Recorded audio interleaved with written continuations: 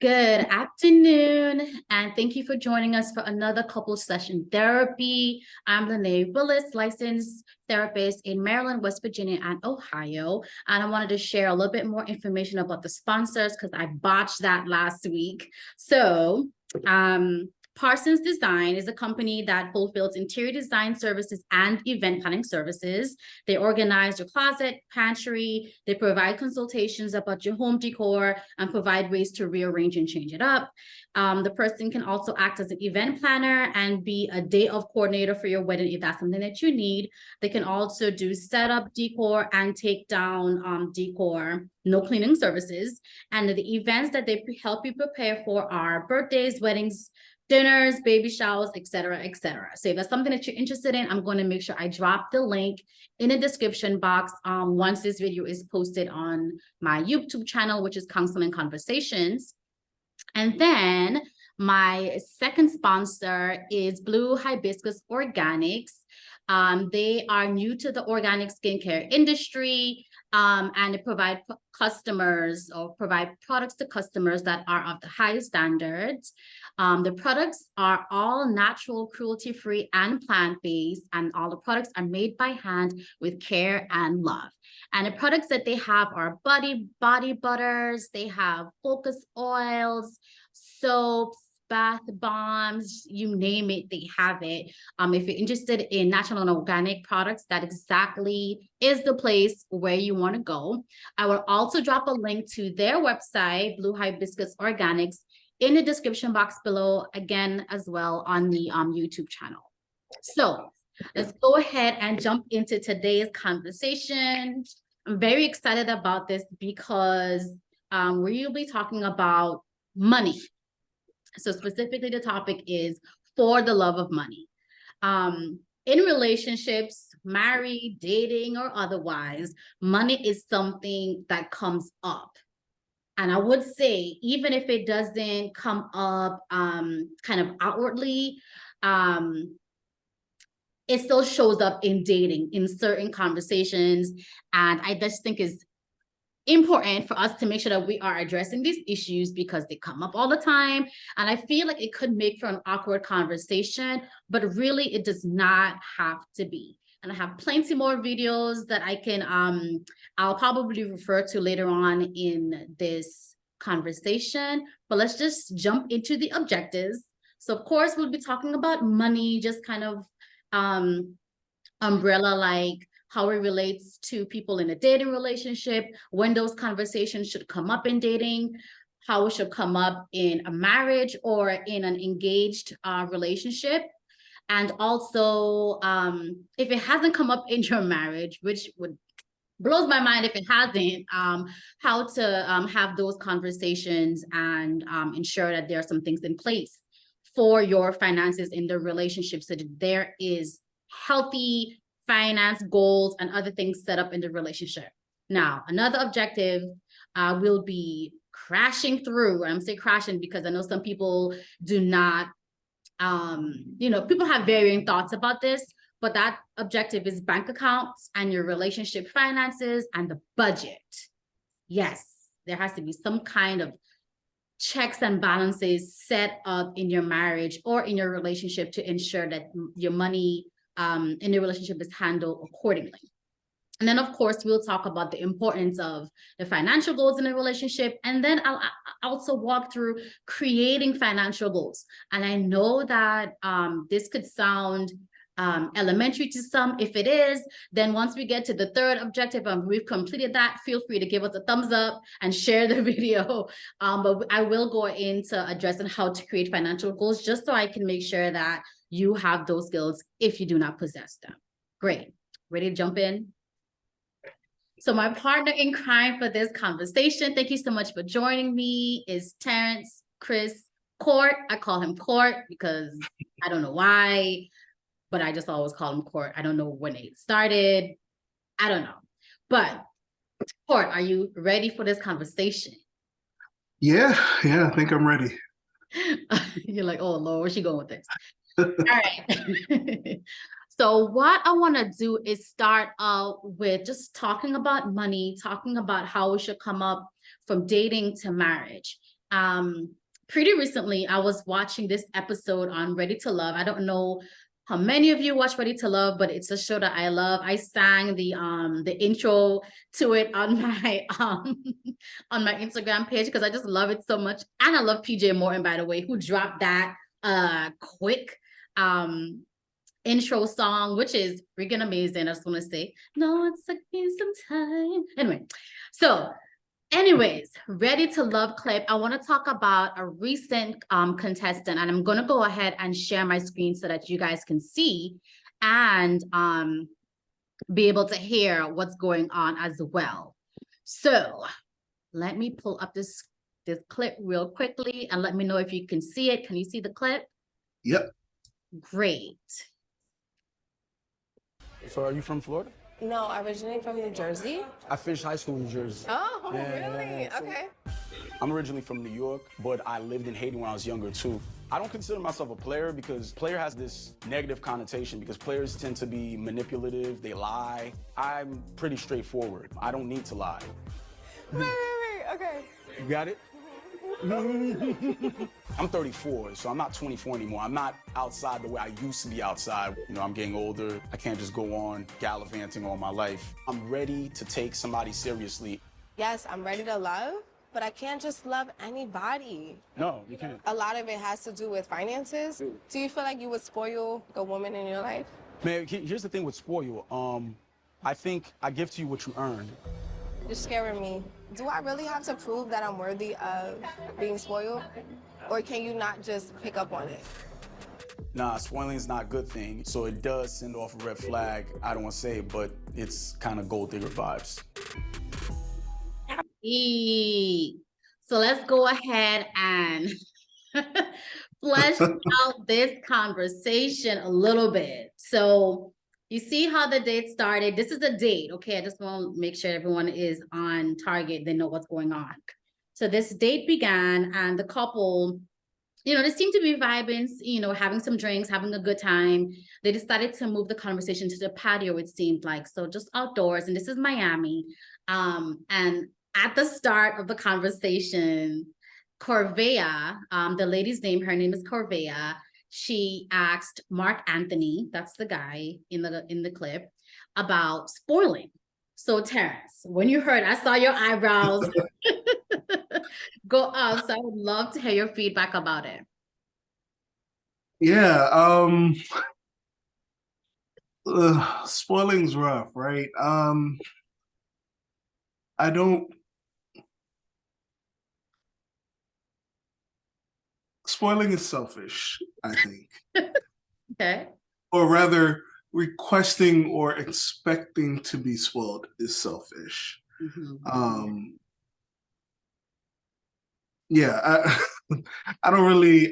There's a lot of cultural pressures that imply that spoiling people is how you represent love or interest, and I personally don't buy into that. I like when you say that because so last week we were talking a little bit about how to show love because it was one of the objectives that we didn't get to in that first conversation. So in addressing it, I spoke about the 5 love languages and I walked people through how you can get to the quiz. So you can take the quiz. And one of the gifts, as you know, is gift giving, which in some ways is how people like to receive and give love, as you were just talking about. Now, that's not my love language, but for some people who enjoy gift giving as a way for them to demonstrate love, then that's their thing. And for those people who like to receive it, that's their thing. So no judgment on the situation. Right. But I get it. I see why it would come up as a conversation. But for a first conversation on a dating show, I was trying to wrap my head around why the conversation, because she mentioned, and she started the conversation off right, finances is important. It's important to discuss finances in a relationship and, what each individual person feels, about the finances. And then she went straight into spoiling, which I feel like is not in the same playing field. I feel like talking about finances and being spoiled are two separate conversations. And I think it's important for us to make sure that we send a clear message that those things are different, and not because you're having a conversation about finances mean that it's an indication for you to then beg. Because spoiling, as you've indicated, is begging in some capacity. It's selfish. Yeah. It comes across as her intent wasn't really to ask about his financial status, responsibility, like his fiscal abilities and status, more so to ask about what he could do for her. Like, you know. Right.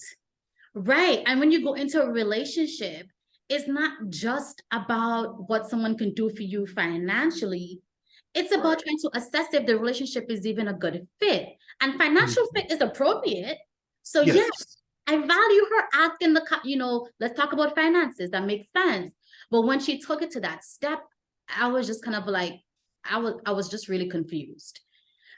Yeah. She could have asked something along the lines of, because you mentioned the financial responsibility, financial status.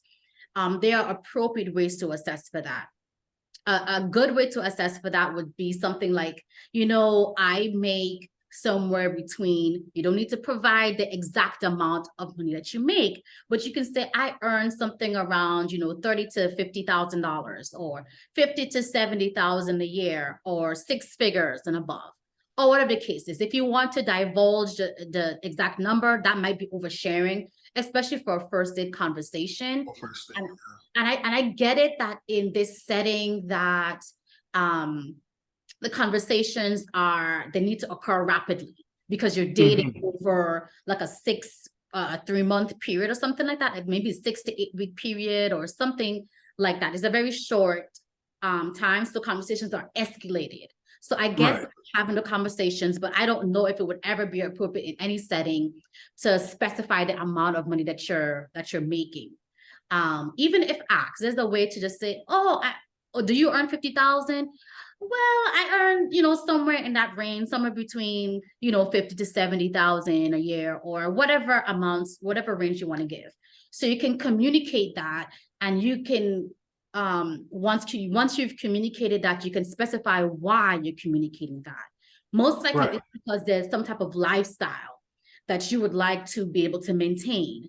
And you can talk about, in Miami, paying for a home and living kind of comfortably in a 1-bedroom or 2-bedroom home. It costs, around this amount. And, I try to make sure that I have a budget, or even if I don't have a firm budget, I want to make sure that I'm not spending, beyond what I'm actually bringing in. And I'm only asking about your finances, not because I need a specific number, but I'm trying to get a sense of how you spend and what your lifestyle is like, and what are some things Right. you're interested in. How, when you go out on a date, are you spending thousands of dollars? Are you spending hundreds of dollars? Or are you spending, something that's a little bit more appropriate, like $50 or so to 100, per date, and things like that, because it teaches you a lot about the person. And if the person is uneasy answering, then you can let them slide. But Right. it'll be a question that's going to be in their mind, and they'll know that if they want to have a conversation with you, something that's going to be important for you is identifying if you two are a financial match. Right. So what are your thoughts about if I were to approach you and ask you if, in a dating capacity? Now, Court and I, we are both married to different people. My husband is also bald and bearded, but Court is not him. But if you and I were in a dating environment and I approached you, and in that space, I said to you, hey, I don't really want to get into specifics, but I really kind of want to get a sense of, like, how do you feel about money? How do you feel about spending in a relationship? Is it appropriate for us to set a social budget? Maybe we don't go over $200 or X dollars a month. Like, what are your thoughts about that? And what's your lifestyle? How do you feel about spending? Would you feel that that's appropriate, or do you feel like that would be reaching? Like, how would you genuinely feel if I were to ask you a question like that on a date? So in general, aside from money, just in general, I do appreciate clear leading questions that implicate, that show that you have some thought process behind what you're asking, and considered you're considering and looking for certain outcomes. So that's always good. And I think these types of questions show that, right? So I think it's good. I understand how it can be awkward for some people. Personally, it's not awkward for me to talk about money, but yeah, I would take it as a good sign. I would take it as a good sign. I would be a bit so on the scale of structured to less structured in how I approach my finances. I am less structured, so I would be a bit concerned about usually people who have thought about finances in this way. It does imply that they have some sort of structure to it, right? So they're not living all willy-nilly or whatever. Not to say that I am, but that would be my only concern. But again, I think it's a good question to ask. I think it's a good conversation to have, especially up front. I think I think that makes sense. Go ahead. yeah. I think the only danger zone there is so there's still a lot of controversy about dating and funding dating experiences. Who's paying for what? So Yeah, I think it can easily stray into that area, and I think that's an area that is probably best left alone early in the in the interactions relationship. Yeah. Agreed. No, I definitely think that would be, because the intent is not to figure out who's paying for this meal tonight. Right, exactly. And I think it's also important too that this is a whole other different subject, which we aren't going to get into, because the understanding is that the majority of people who are participating in these conversations are already dating and are in some type of, monogamous, polygamous, but it's a committed, let me say that's the word. Committed relationship. So there are certain conversations that you may have already had. So yeah, we won't get into the who's paying for this date and who's paying for that part, but I would agree that having to have that conversation, especially in the first conversation, that might not be necessarily appropriate to have, but definitely something to consider moving forward. If you're asking, like if I was asking, being a woman, if I'm asking someone on a date, I would say, hey, I would like to, have a picnic at a park. The expectation would be that I would bring the picnic. I can't imagine, me asking you to go on a picnic and then show up there with my arms swinging. And I'm like, well, where's the picnic? Like, what? Yeah, I thought you were, no, definitely wouldn't want to do that. So I think it's important to like make sure that we are intentional with certain conversations that we're having. I guess the next part would be, yes, there is a difference when it comes to our ideas of budgeting. And Court, I already noticed about Court. Court is like, he just kind of like live freely. He says he's less structured, but his less structure is less structured, like very free frame, very free flowing. But he has the room to do so.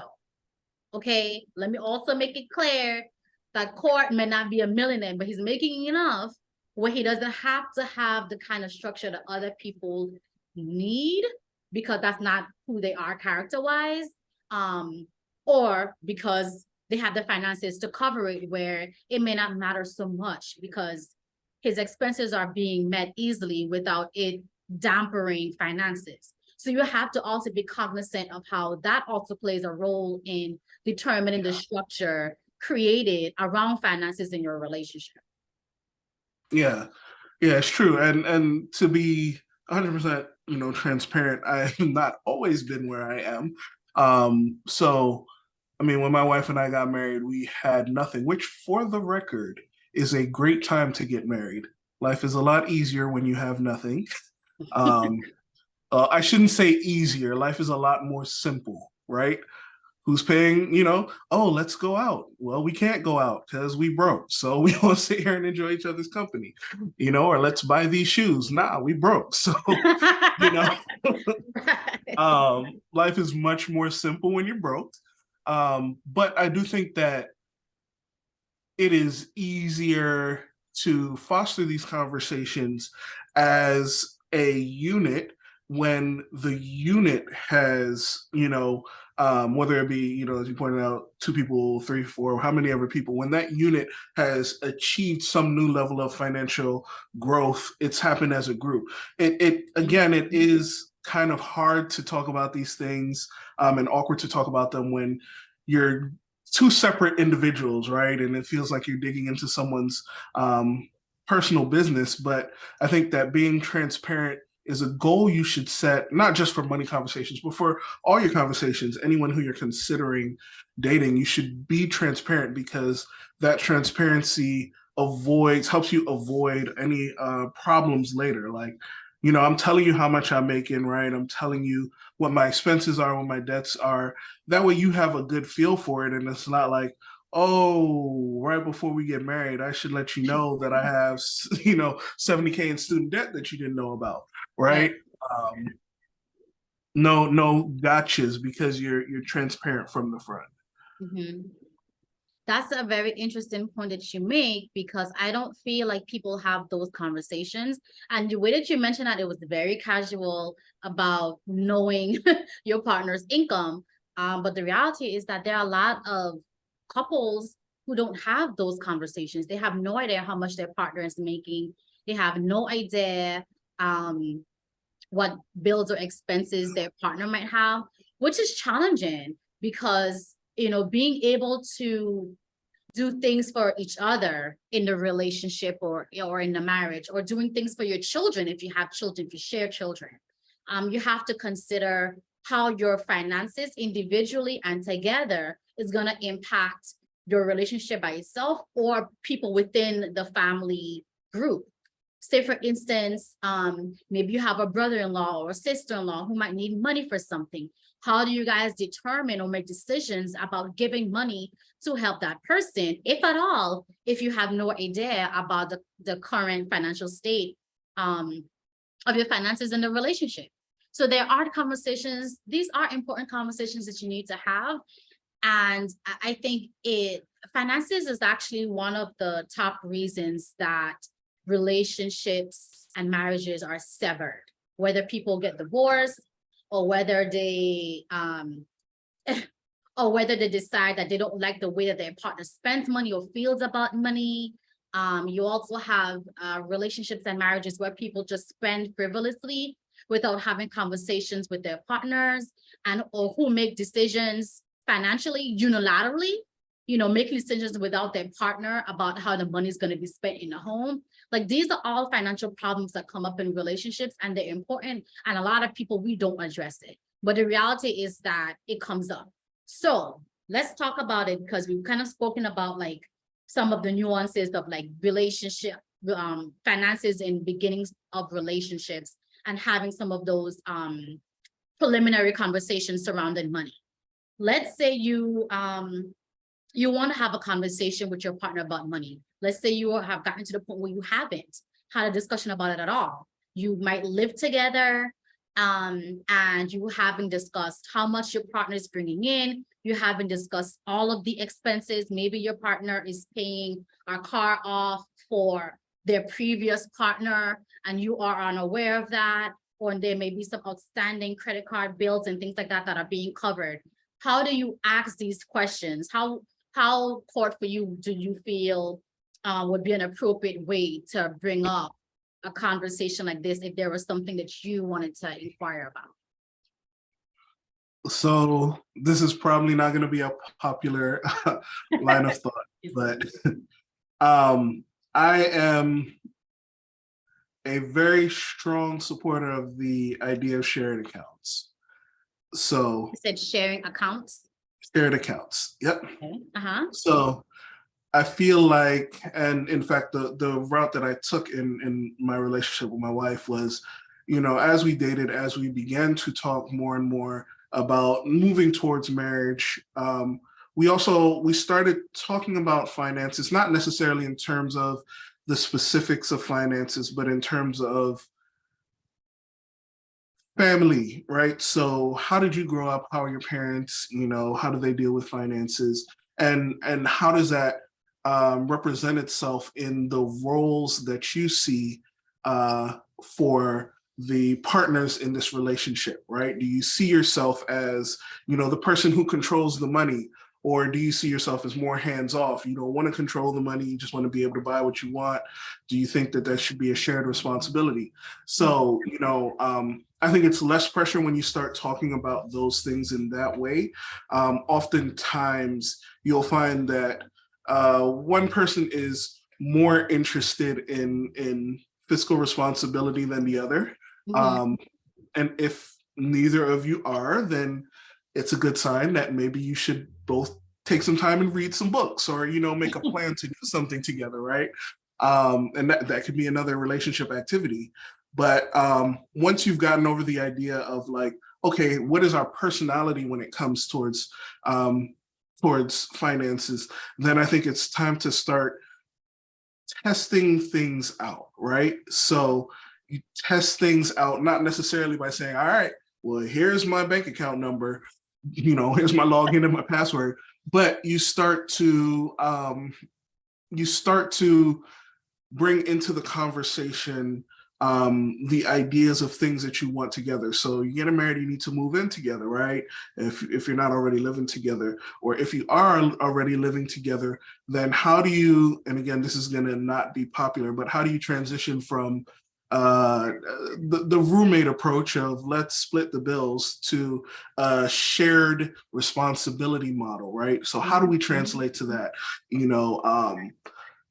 Is my current lifestyle a burden for me? Do I have excess cash flow? Do you have excess cash flow? And there are ways you can talk about these things without going into, specific numbers in advance. Right. So, excuse me, as you were talking about that, the specific ways that you could have those conversations kind of came up for me. I know with my husband and my husband is the one who is more interested in kind of divvying up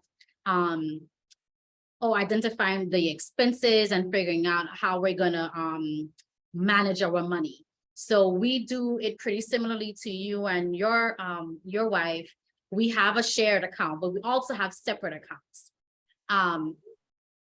The separate accounts, we put our stipends in. So every month we have an allocated amount that goes to each person. And then each person can take that money from the bank account and send it to them, or just manage the accounting of that money in the budget system that we have created. In a joint account, we pay everything through the joint account.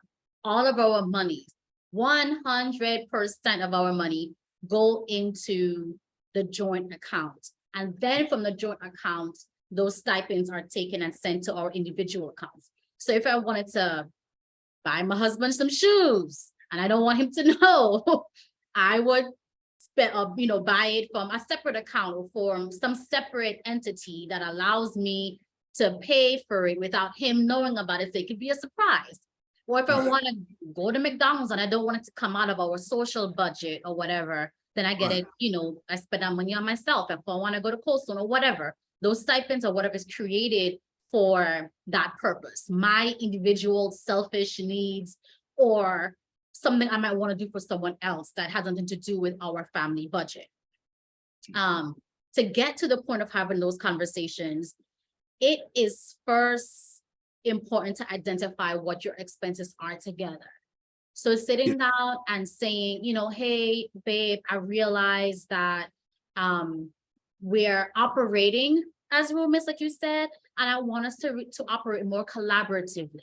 I want us to have more of a partnership, more of a unity in our relationship, as opposed to it seeming like we're moving in different ways. And I think one of the ways that we can do so is by creating financial goals. But in order for us to have these financial goals that we're working towards, we need to make sure that we're compiling our monies together so that we can meet our financial goals together. So that is a good way to approach the conversation. And it's not saying that you have to change absolutely everything that you've been doing. And of course, as you mentioned before, trying things out, having a trial run or something. So in a lot of the couples that I see for couples therapy, we talk about the budget, we talk about finances, we talk about the concerns about finances that exist within their marriage and in their relationship. And then we speak about how we can create a budget just to start. We also start by identifying how people feel about money. Individually, how do you feel about money? How do you feel about spending? Do you feel open to just spending money as you choose? Do you have the income to spend as you choose? That's the other thing. Do you have that disposable income? And you might find out, okay, we don't. So if we don't have the disposable income, or if we don't have so much money where it can cover enough of our expenses, then we have to live a little bit more frugally so we can get our expenses on the way to then create financial goals, which could include saving money for big ticket items that you may want to purchase together, or maybe an appliance you might want to replace, or maybe you want to do a renovation or whatever. Then you can have those conversations. But until then, the financial goals for the most part would be surrounded as on making sure that you're meeting ends, making sure that the expenses are covered. And it sounds basic, but the reality is that sometimes you might be going paycheck to paycheck, not realizing that your partner, who's supposed to be your partner, is living freely, because they have that money and they can spend, frivolously, and you're in a relationship and in the marriage struggling, and you don't have to. I think another key thing to identify too is that not because you might be the secondary partner, and I'm saying secondary because there is a breadwinner, right? The breadwinner may not necessarily be the male, or if it's if you are in a same-sex relationship or same-sex marriage, then you're both males. I know the traditional thought is that the male is the breadwinner, but if you're in a same-sex marriage, both men, then how do you determine who's the breadwinner in this relationship?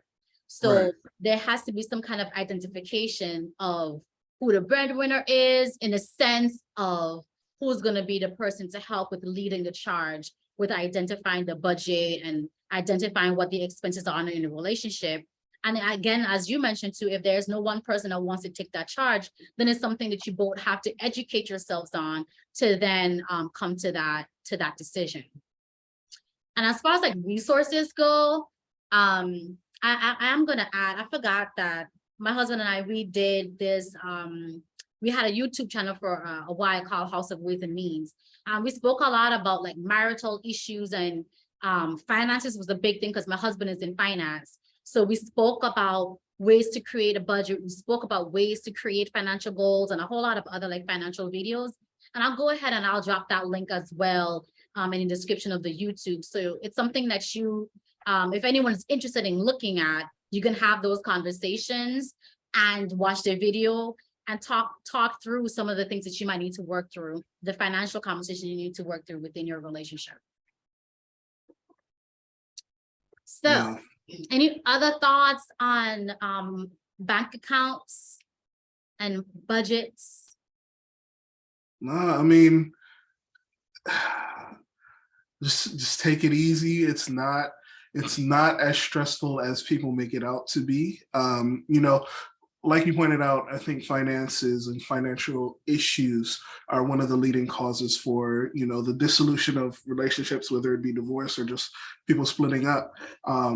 And the reality is that it's not because people are talking too much about financial issues, it's because they're talking not enough, right? So having the conversations automatically puts you in a higher tier than many, right? Just the fact that you're thinking about these things and having these conversations, and that moves you towards success, right? The fact that you're already talking about it. So if you got to take baby steps to get yourself comfortable, that's fine. But, always continue to make progress and be more forward and more transparent. Absolutely. And I think one of the things that I like about, I just remember one of the videos that we did, we walked through creating the budget and connecting, I think it's like an Excel document of sorts that you could use to help you with figuring it out. Like, I know it does seem like it could be a challenging conversation to have, and it could seem like a lot of work to try to create it. But once it's created, and we're already at the top of the year, so Right. you're only 1 month in, really. I know within our family, we don't review our budget from the previous month until the beginning of the next month. And sometimes if we're so busy, then we may not even have time to do that. So I think it's really important to have those conversations and to begin the work. And the only way to get started is to get started, and everything doesn't have to be absolutely lined up, but the best way to do so would be to accumulate your expenses. Figure out what all those things are. If there are paper documents with your expenses on them. When I say accumulate your expenses, I'm talking about collecting your, whatever your mortgage payment is, your or rent payment if you're paying rent, your gas fees, your electric, your Comcast, or whatever your internet service and cable fees are, collecting all those things, car payments, literally everything that you spend money on. If you take your credit card out or you take your wallet out to spend some type of currency, even if you pay something with Cash App, what are those things that you're spending money on? Is it food? Okay, food is an expense. Create a line item in your budget for food. Are you spending money on your hair? Are you spending money on your nails? Whatever it is that you're spending money on, you want to create a line item for those things so that you can capture what you're spending. And sometimes you may not even know, right? You may not know if you haven't created a budget, you might have no idea how much money you're spending at a time, month to month, on any one line item, item. So it's really good to just kind of like comb through your finances. And I said, beginning of February is a good time because now you can see, okay, you've already spent as much as you could spend in January. Now go through your debit cards, your credit cards, and literally identify all the things that you've spent money on. Okay, food, miscellaneous, office supplies, books, education, child's clothing, child's activities, date night, all these different things. And then you accumulate those money, and then you can look at it at the end and say, oh, I spent $500 on social budget of, going out, eating, activities and things like that. And then for the kids, I've been spending $300 on their activities and whatever additional uniforms and things like that for those activities. Then I've also spent $300 on maintenance, hygiene maintenance items. So, keeping our hair cut, getting our nails done, things like that, waxes, all of these things, it kind of gives you like a bird's eye view on everything that's going on and what goes on. So this is some good conversations. I want to talk and switch gears just a tinge bit to just talking about the views on marriage, because we kind of touched on it a little bit, but I really wanted to make sure that we just kind of specify and kind of share our input too on the views of money. So Core, when you think about money, you think about spending. How do you feel about money? Not just looking at it from the perspective of how you spend currently within your marriage, but just for you yourself. How do you feel about money? Yeah, so money is a tool for me, right? I unfortunately work to live. I would love to get to the point where I do not need to work to live, even if I continue to work. But I do believe that because I'm working to live, I'm going to use my finances to make that life more comfortable. So in general, my approach towards money is, buy what makes you happy. I should I should preface or at least put a side note to that to say that I am not a particularly materialistic person.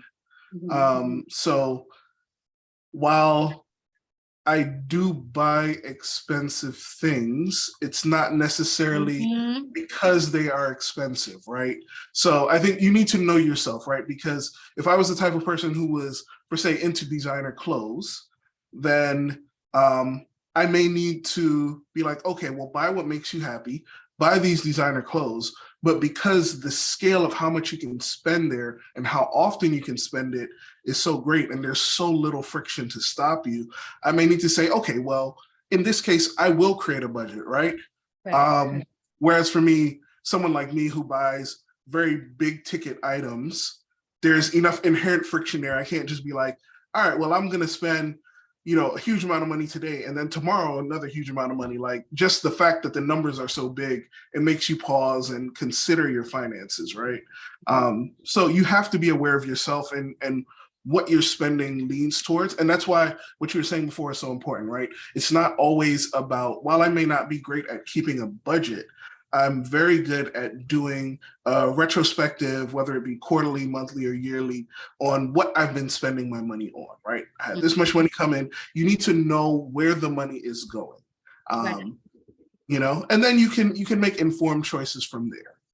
Right. And adjustments if you need to. Like, Right. I spent $500 on clothes this year from Shein. Like, maybe I just think I should Right, just maybe, spend $200. Like, let's see if you could try to bring that down a little notch. And you can create self-financial goals as well Right. to make sure that you're making the needed adjustments. There's something that you said when you said big ticket items. It took me back to this conversation I had with my husband before we were married. I feel like we might have been engaged.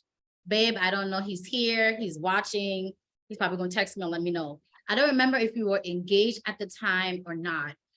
But we were in a relationship. We'd been in a relationship for a few years.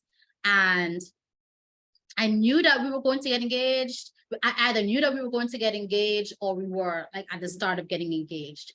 And we were talking about where we were going to live because we were at that moment, we had a long distance relationship. And I lived in Baltimore at the time. And I worked at the Baltimore jail. Whew. Anyways, that's a different story.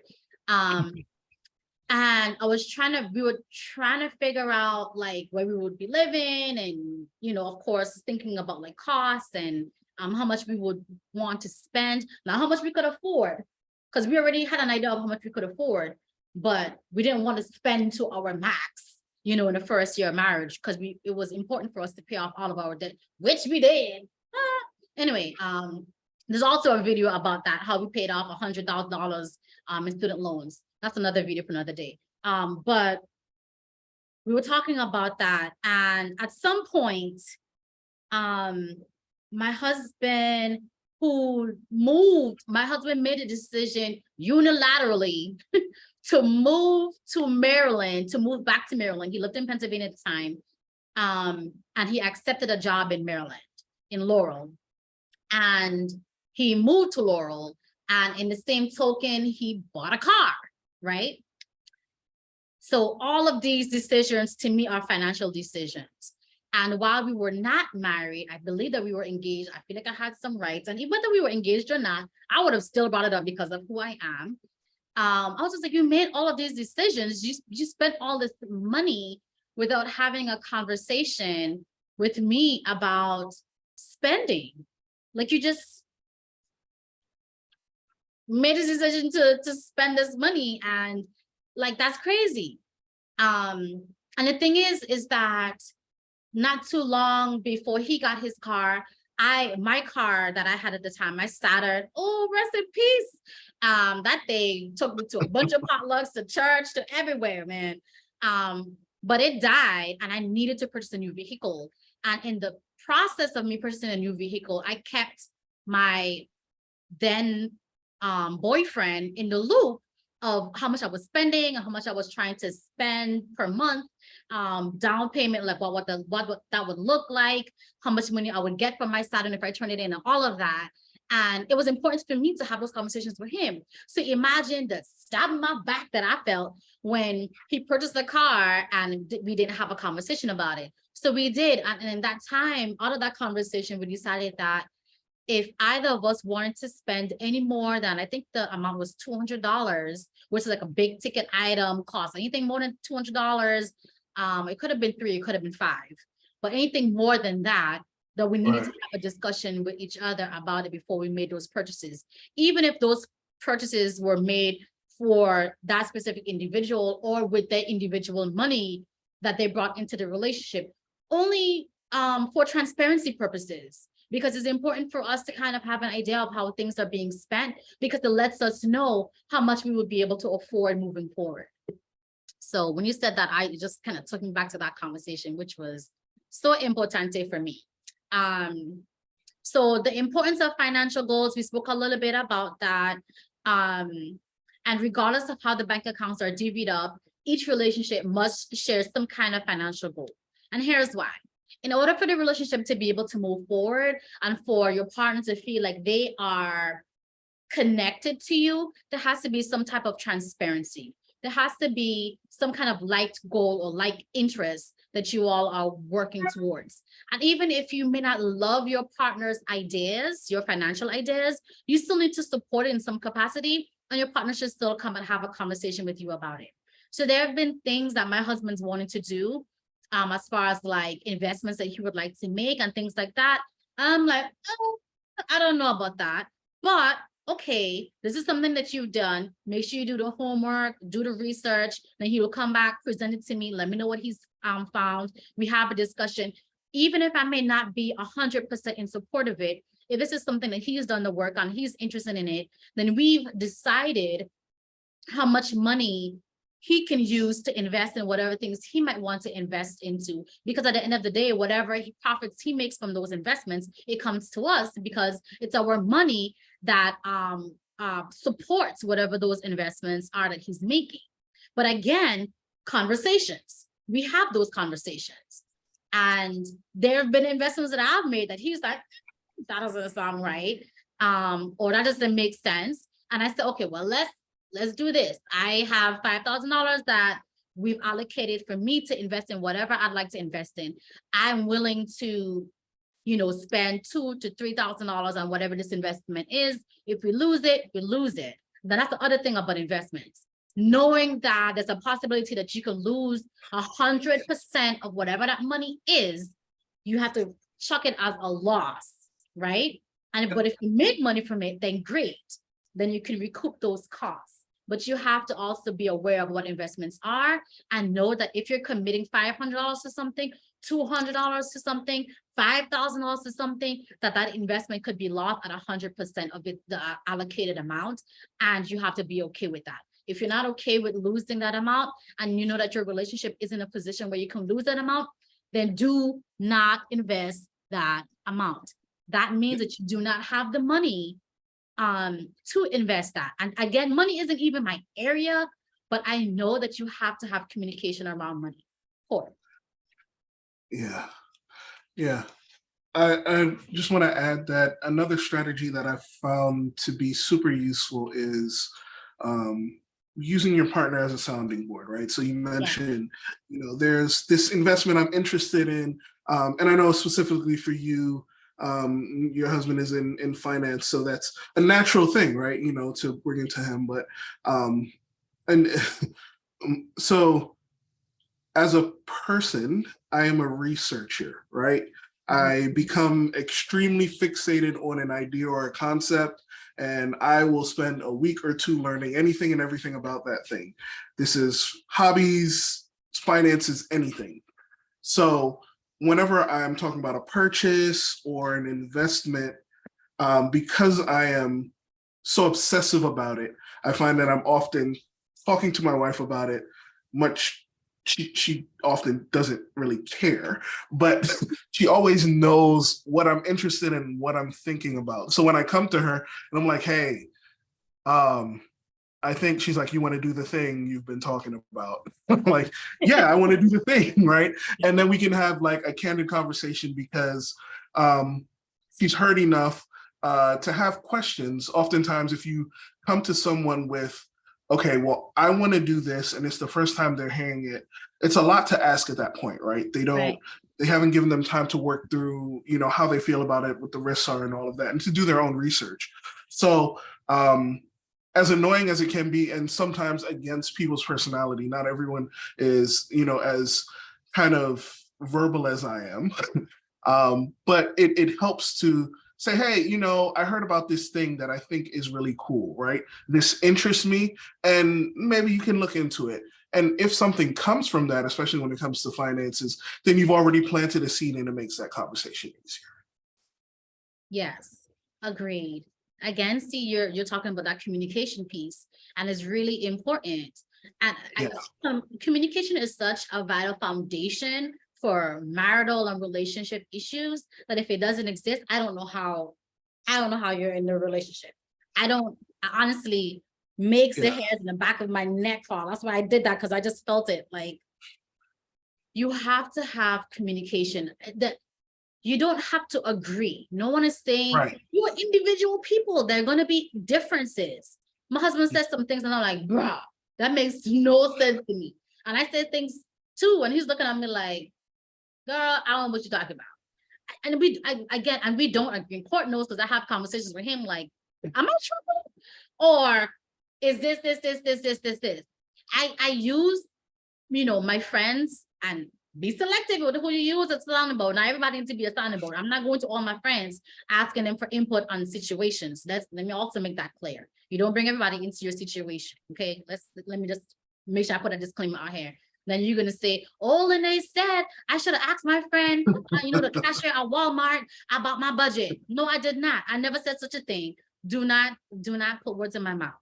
But anyway, communication is vital in every relationship. You don't have to agree, but if there is something that you remain conflicted about, you can always see a therapist.